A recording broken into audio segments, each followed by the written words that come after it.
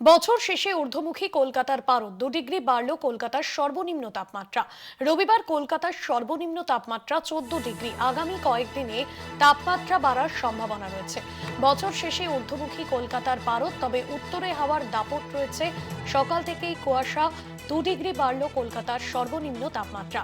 আগামী কয়েকদিন তাপমাত্রা বাড়ার সম্ভাবনা রয়েছে, তবে তাপমাত্রা বাড়লেও কিন্তু শীতের আমেজ থাকছে শহরে।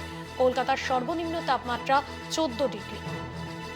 আগামী কয়েকদিনে তাপমাত্রা বাড়ার সম্ভাবনা রয়েছে বলে জানা গিয়েছে।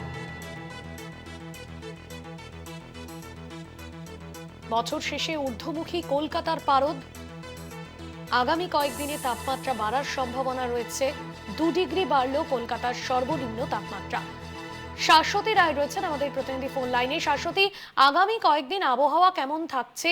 শীতের দাপটি বা কতটা থাকছে শহরে? দেখো, ধীরে ধীরে তাপমাত্রার পারদ ঊর্ধ্বমুখী হওয়ার সম্ভাবনা রয়েছে এবং নতুন বছরের আগে কিছুটা হলেও স্বাভাবিকের ওপরে থাকবে সর্বনিম্ন তাপমাত্রা। আজকে থেকেই সেই পরিস্থিতি শুরু এবং আজ শহর কলকাতার তাপমাত্রা 14 ডিগ্রি সেলসিয়াসের ঘরে, যা এক ধাক্কায় প্রায় 2 ডিগ্রি ঊর্ধ্বমুখী হয়েছে। শহর কলকাতা সহ উপকূলবর্তী জেলাগুলির ক্ষেত্রেও একই পরিস্থিতি এবং হালকা কুয়াশা সকালের দিকে থাকার পরে রৌদ্রোজ্জ্বল আকাশ এবং বেলা বাড়ার সঙ্গে সঙ্গে সম্পূর্ণ পরিষ্কার আকাশে রূপান্তরিত হয়েছে। তবে উত্তরবঙ্গের কিছু জেলাতে কুয়াশার সম্ভাবনা জারি। এই পরিস্থিতি কিন্তু জারি থাকবে আগামী গোটা এক সপ্তাহ জুড়ে এবং তাপমাত্রা পারদ নিম্নমুখী হওয়ার সম্ভাবনা সেই অর্থে নেই।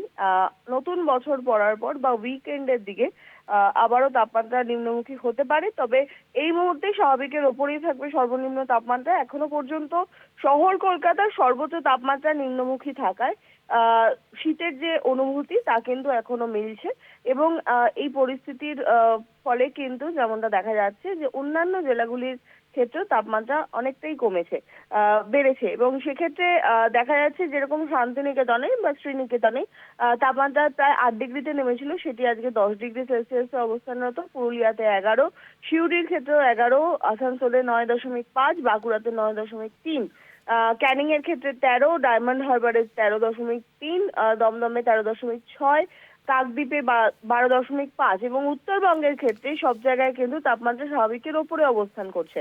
জলপাইগুড়িতে 13.7, কালিম্পংয়ে 11 ডিগ্রি, দার্জিলিং এ 5.4, বাগডোগরাতে 13 ডিগ্রি, ফুলবাড়িতে 14 ডিগ্রি, কোচবিহারে 14.3 ডিগ্রি।